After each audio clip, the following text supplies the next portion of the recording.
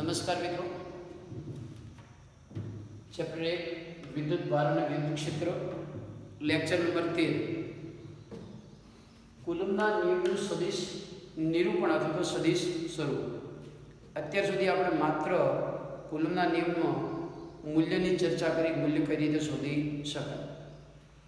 આજના મૂલ્ય ઉપર દિશા સાથેની ચર્ચા કરવી છે, એટલે એને કુલમ્બના નિયમનું શું કહે? સદિશ સ્વરૂપ. હવે સદિશ સ્વરૂપ ભણતા પહેલા સદિશનું બીજગણિત આપણે થોડું યાદ કરી લઈએ. બે સદિશોનો સરવાળો હોય, એકમ સદિશ, આવી બેઝિક વસ્તુ આપણે યાદ કરવી પડશે. મિત્રો, બે સદિશોનો સરવાળો ત્રિકોણની રીતે આપણે કરતા હતા. સદિશ એ હોય, સદિશ એ ના એડ પર સદિશ બી ની ટેલ રાખવામાં આવે. પરિણામી સદિશ આપણે પહેલાની ટેલ અને છેલ્લાનું હેડ ને જોડતો સદિશ, એટલે કે આપણે ધારો કે એને સી કહીએ, જોડતા સદિશ શું કહી દઈએ? સી.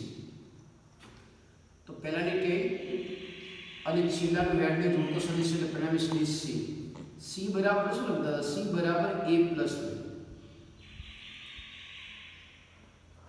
સી બરાબર a પ્લસ b. તો કદાચ ધારો કે આપણે b ની જરૂરિયાત હોય તો b બરાબર c માઇનસ a થાય. b બરાબર શું થશે? c minus a. હવે ધારો કે આપણે જરૂર છે b ના એકમ સદિશ, b નો એકમ સદિશ. કોઈ પણ સદિશનો એકમ સદિશ, કોઈ પણ સદિશનો એકમ સદિશ એટલે સદિશ ભાગ્યા તેનું મૂલ્ય, સદિશ b ભાગ્યા તેનું મૂલ્ય એટલે માનવમાં બી અથવા તીર વગરની નિશાની. બીનો એકમ સદિશ પણ આવું મળશે બી સદિશ કેટલો છે? સી માઇનસ એ. એનું મૂલ્ય કેટલું થશે? માનવમાં સી માઇનસ એ. એકમ સદિશ હંમેશા દિશા દર્શાવે છે. શું દર્શાવે છે? દિશા. એક બીજું ઉદાહરણ લઈએ. ધારો કે આપણે બે સ્થાન સદિશ આપી દીધા. એક r2 આપ્યો છે કોઈ બિંદુનું, બીજો r1 આપ્યો છે. ધારો કે ત્રીજો સદિશ અહીંયા લઈ લો.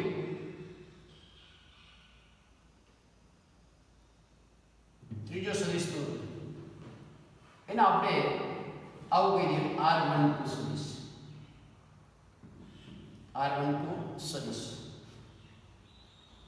તો r12 મળે કેટલો આપણે? જેમ b બરાબર આપણે શું હતું? c minus a. કારણ કે પરિણામી સદિશ શું હતો તમારો? c. એમ અહીંયા પરિણામી સદિશ પણ બનશે r2. કઈ રીતે? r1 ના હેડ પર r12 ની ટેલ, પહેલાની ટેલ અને છેલ્લાનું હેડ જોડતો સદિશ. તો અહીંયા r2 બરાબર આપણે મળશે r1 પ્લસ r12 સદિશ. તો સદિશ r12 બરાબર શું મળશે? r2 minus r1. r2 minus r1. હવે આનો એકમ સદિશ જોઈએ તો r12 સદિશ. તેનો એકમ સદિશ r12 સદિશ ભાગ્યા તેનું મૂલ્ય, સદિશ r12 ભાગ્યા તેનું મૂલ્ય r12 નું માન. એટલે કે એકમ સદિશ આવો મળશે સદિશ r2 માઇનસ r1 અપોન માનકમાં r2 માઇનસ r1. માનકમાં r2 માઇનસ r1. આ ક્લિયર હશે તો સદિશ નિરૂપણનો ખ્યાલ આવશે, બાકી ખ્યાલ આવશે નહીં. તો કુલમ્બના નિયમની શરૂઆત કરીએ કે બે વિદ્યુત ભારો વચ્ચે લાગતા બળને સદિશ સ્વરૂપે કઈ રીતે દર્શાવી શકાય. તેમાં ખાસ જરૂર પડશે આપણે એકમ સદિશ. એકમ સદિશ હંમેશા દિશા દર્શાવે છે. એકમ સદિશ હંમેશા શું દર્શાવે છે? દિશા. ધારો કે આપણી પાસે બે સદિશ છે, એક સદિશ p અને બીજો સદિશ q. હવે ધારો કે તમને q ના એકમ સદિશનો ખ્યાલ છે q કેરેટ.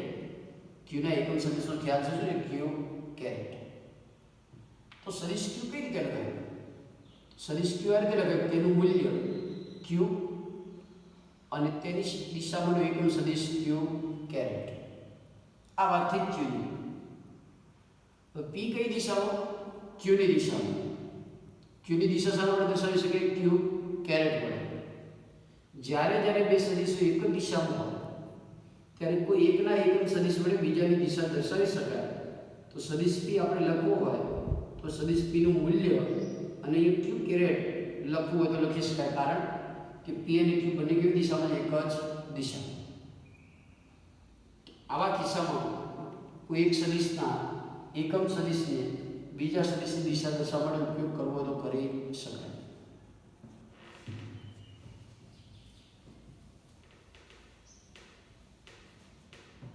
તો કુલમના નિયમનું સદિશ નિરૂપણ.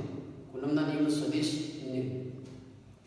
ધારો કે આપણી પાસે બે વિદ્યુતભારો, એક Q1 બીજો વિદ્યુતભાર Q2 છે. કોઈ યામ પદ્ધતિને અનુલક્ષીને તેમના સ્થાન સદિશો R1 અને R2 છે. કોઈ યામ પદ્ધતિને અનુલક્ષીને તેમના સ્થાન સદિશો R1 અને R2. આપણો એક જ ટાર્ગેટ કુલમના નિયમની મદદથી બળને સદિશ સ્વરૂપે આપણે દર્શાવવું. તો જો આકૃતિમાં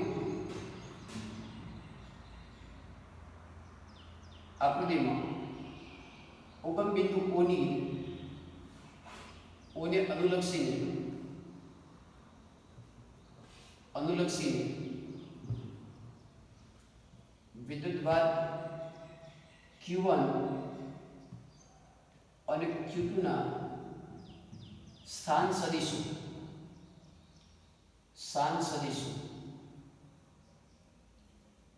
અનુક્રમે R1 અને R2 છે. સ્થાન સદિશો R1 અને R2. અનુસ્થાન સદિશ R1, અનુસ્થાન સદિશ R2. હવે આપણે બળ શોધવું. 1 પર 2 વડે લાગતું બળ અથવા 2 પર 1 વડે લાગતું બળ. તો સંજ્ઞા ખાસ મિત્રો યાદ રાખો કે હવે આપણે સંજ્ઞા આ રીતે દર્શાવશું કે વિદ્યુતભાર 1 પર 2 વડે લાગતું બળ જે આગળ હોય એના પર બીજા વડે લાગતું બળ. ધારો કે Q31 તો એવું બોલે 3 પર 1 વડે લાગતું બળ. Q56 હોય 5 પર 6 વડે લાગતું બળ. પર વડે. તો અહીંયા આપણે ફિક્સ કરી લઈએ. ધારો Q1 પર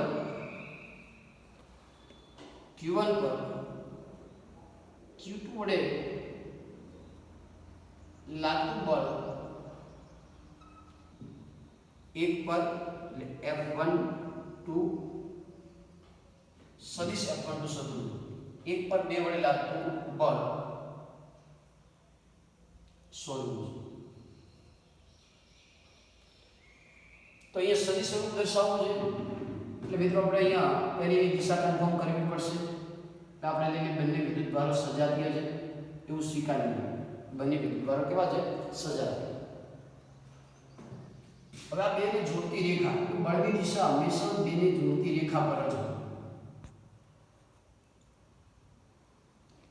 બંને સજાતીય છે તો એક પર બીજો કયું બળ લગાડશે? આકર્ષી કે અપાકર્ષી? તો અપાકર્ષી બળ લગાડશે. એટલે એક પર લાગતું જે બળ છે એ બળ બહાર તરફ લાગશે. એ તરફ લાગશે બહાર તરફ. આ બળને આપણે દર્શાવી દઈએ 1 પર 2 વડે લાગતું. હવે ખાસ બળને સદિશ સ્વરૂપે દર્શાવવું છે. આપણી પાસે બળની દિશા હોવી જોઈએ. શેની દિશા હોવી જોઈએ? બળની દિશા.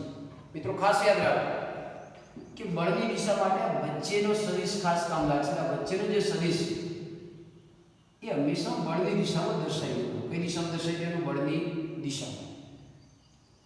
આ સદિશને આપણે કહી દઈએ R12 સદિશ. અને શું કહી દઈએ? R12 સદિશ. ધારો કે 2 પર લાગતું બળની વાત કરવી તો બળ આ દિશામાં, તો વચ્ચેના સદિશ એ દિશામાં દર્શાવો. આ સદિશની મદદથી આપણે શું દર્શાવવું? બળની દિશા. તો અહીંયા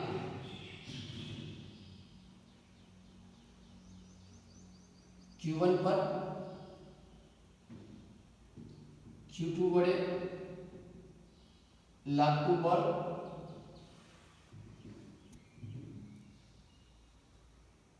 F12 तो सूत्र याद करो K Q1 Q2 upon RC आटले બે વચ્ચેનું અંતર આંતર કેટલું છે સદિશના મૂલ્ય જેટલું એટલે આપણે લખવું પડશે માનકમાં r12 નો સ્ક્વેર માનકમાં r12 નો સ્ક્વેર અંતરની કિંમત છે આ વાત કરી આપણે બે વિદ્યુતભારો વચ્ચે લાગતા બળના મૂલ્યની K Q2 upon RC જો એનો સદિશ દર્શાવવો હોય અહીંયા આપણે તીર દર્શાવવું તો ફરજિયાત અહીંયા આપણે એકમ સદિશ લખવો પડે એટલે આપણે એકમ સદિશ લખવો પડશે કઈ દિશામાં બળની દિશામાં એકમ સદિશ તો કોની મદદથી એકમ સદિશ દર્શાવી શકશો r12 ની મદદથી તો અહીંયા આપણે લખી દઈએ r12 કેરેટ બળનું મૂલ્ય અને તેની દિશા સ્પષ્ટતા કરી દઈએ કે r12 કેરેટ એટલે 2 થી 1 ની દિશામાંનો એકમ સદિશ માનો એકમ સદિશ આ બળના કિસ્સામાં હંમેશા એકમ સદિશ કઈ દિશામાં લેવાનો બળની દિશા ધારો બળ આ દિશામાં વચ્ચેના સદિશની દિશામાં આપણે દર્શાવવો પડે ભાઈ એકમ સદિશ નક્કી કરવો તો આકૃતિ પરથી જુઓ તમે કે આનો આ બેનું પરિણામી સદિશ કોણ બને છે r1 તો r12 કેટલા મળશે આગળ જોઈએ તો સદિશ r12 કેટલા મળશે r2 r1 નહીં પણ r1 r2 કારણ કે પરિણામી સદિશ કોણ બને છે એક અને r1 આનું મૂલ્ય લઈ લઈએ માનકમાં r12 તેનું મૂલ્ય મળશે માનકમાં r1 r2 અને આ મળી મિત્રો આ કિસ્સામાં બે વિદ્યુત ભારો વચ્ચેનું અંતર બે વિદ્યુત ભારો વચ્ચેનું અંતર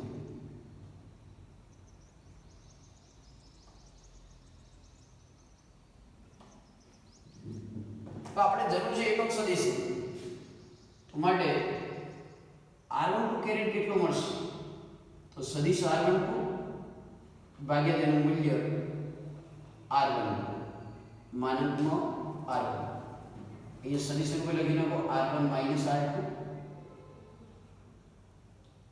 छेदમાં આવશે નું મૂલ્ય માનકમાં r1 r2 આ મળી ગયું એકમ સદિશ હવે એ કિંમત મૂકી દઈએ આપણે તો f1 નું આપણે નામ મળશે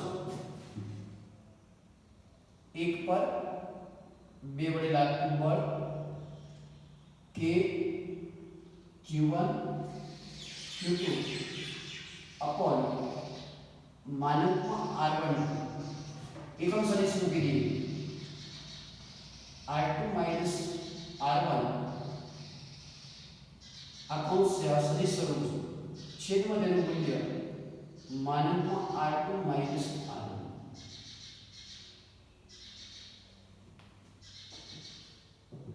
વાત આગળ વધારો r12 નું મૂલ્ય કેટલું છે માનકમાં r1 r2 તો સૂત્ર આવું પડશે K Q1 Q2 upon मानकમાં r1 r2 એનો સ્ક્વેર સદિશ r2 r1 r2 આ ઉલટો લેવાઈ ગયો એકમ સદિશ r1 r2 upon r1 r2 upon r1 r2 નું મૂલ્ય તો ફાઇનલ બળનો સદિશ આપણને આવો મળશે 1 પર 2 વડે લાગતા બળનો સદિશ K Q1 Q2 upon માનકમાં r1 r2 નો ક્યુબ અહીંયા આવશે r1 r2 તો આ મળી ગયો આપણને બળનો સદિશ વિદ્યુતભાર 1 પર 2 વડે લાગતા બળનો સદિશ અહીં મૂલ્ય સાથે દિશા મળી ગઈ આ મૂલ્ય થઈ ગયું અને r1 કેરેટ આપણે શું આવશે તેની દિશા આવશે. હવે અહીંયા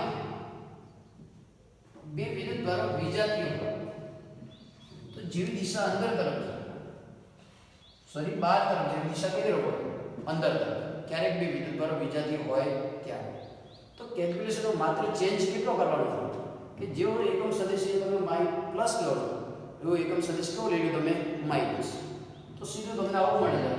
જો વિજાતીય વિદ્યુતભારો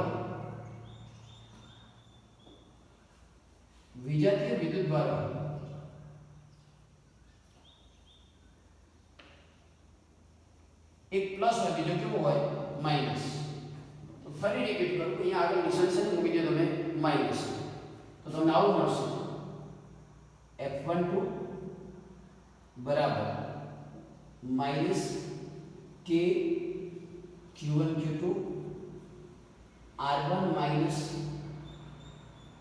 r2 નો ક્યુબ, અહીંયા સદિશ r1 માઇનસ r2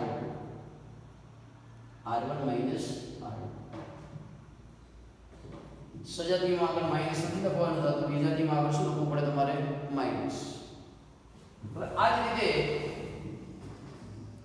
જે 1 પર 2 વડે બળ લાગે એવું 2 પર 1 વડે લાગતું બળ આપણે શોધવું હોય, 2 પર 1 વડે લાગતું બળ શોધવું હોય, પરિસ્થિતિ આપણે ઉલટાવી પડે, આ એકમ સદિશ આ દિશામાં દર્શાવવો પડે. એનું સૂત્ર સીધું આપણે લખી શકીએ આના પરથી સમીકરણ 1 પરથી, સમીકરણ 1 પરથી q2 પર q1 વડે લાગતું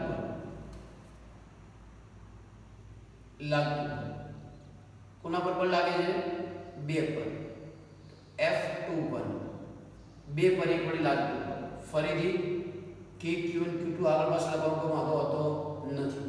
ખાસ ધ્યાન આ ભાગમાં રાખવાનું છે. જો 1 2 હોય ને તો અહીંયા પણ શું આવશે 1 2, અહીંયા પણ શું આવશે 1 2, 2 1 હોય તો પરિસ્થિતિ ઉલટાઈ જશે, 2 -1 2 -1 આપણે આવું મળશે r2 r1 નો ક્યુબ, અહીંયા આવશે r2 r1. આ મળી ગયું આપણને 2 પર 1 વડે લાગતું બળ. આ બે તમે કમ્પેર કરો તો તમને ખ્યાલ આવે કે અહીંયા આ સમીકરણ નંબર તમારો 2 છે. 1 અને 2 પરથી આપણે આવું લખી શકીએ કે માઈનસ તમે કોમન લઈ લો, છેદમાં માઈનસ કોમન લેવાનો કોઈ વાંધો હોતો નથી, માત્ર એ માઈનસ કોમન લઈ લો તો પરિસ્થિતિ શું થઈ જાય r1 r2. આ પણ માઈનસ કોઈ પ્રોબ્લેમ રહેતો નથી, r1 r2 મૂલ્ય છે એટલે મૂલ્યમાં આગળ પાછળ લખવું તો લખી શકાય.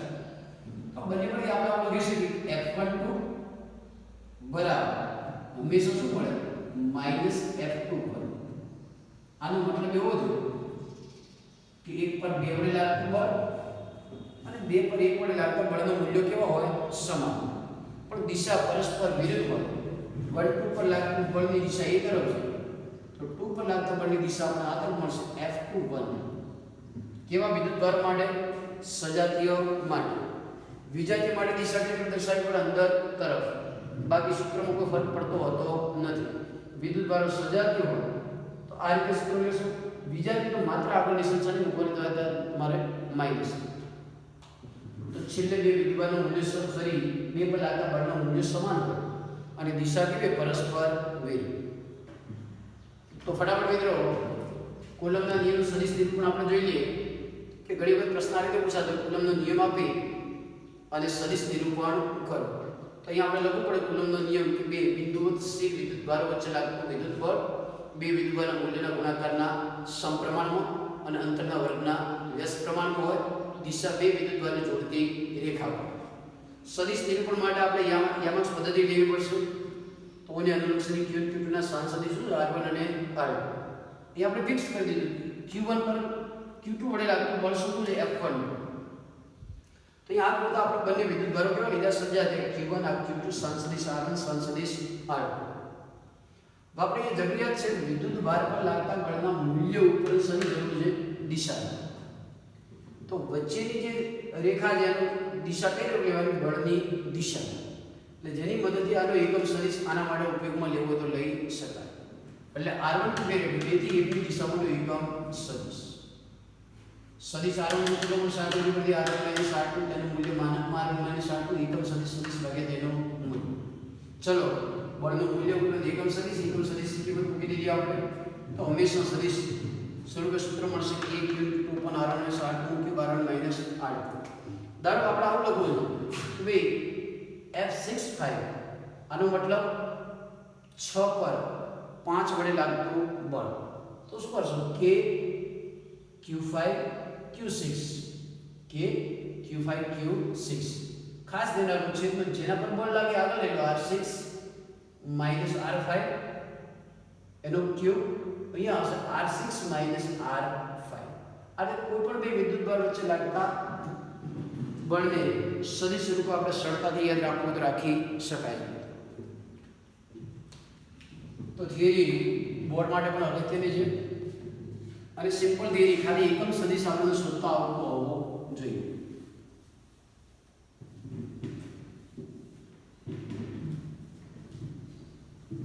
કુલમના નિયમના અગત્યના પોઈન્ટ આપણે ફરીથી યાદ કરવાના થાય. તો પોઈન્ટમાં આપણે એક નોંધી શકીએ કે હંમેશા 1 પર 2 વડે અને 2 પર 1 વડે લાગતા બળનું મૂલ્ય સમાન. લાગતા બળનું મૂલ્ય કેવું હોય? સમાન. માત્ર ચેન્જની દિશા પરસ્પર વિરુદ્ધ. માટે હંમેશા F12 by F21 બેના મૂલ્યનો ગુણોત્તર હંમેશા કેટલો મળશે આપણને? 1. એકબીજા પર લાગતા બળના મૂલ્યનો ગુણોત્તર હંમેશા કેટલો મળશે? 1. કુલમના નિયમની મર્યાદા ખાસ યાદ રાખો કે મર્યાદા છે આ વિદ્યુતભાર આ નિયમ સ્થિર બિંદુવત વિદ્યુત ભારો વચ્ચે લાગતા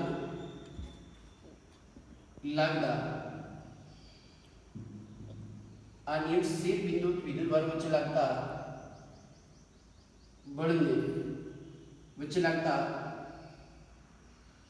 બળને નક્કી કરી શકાય છે.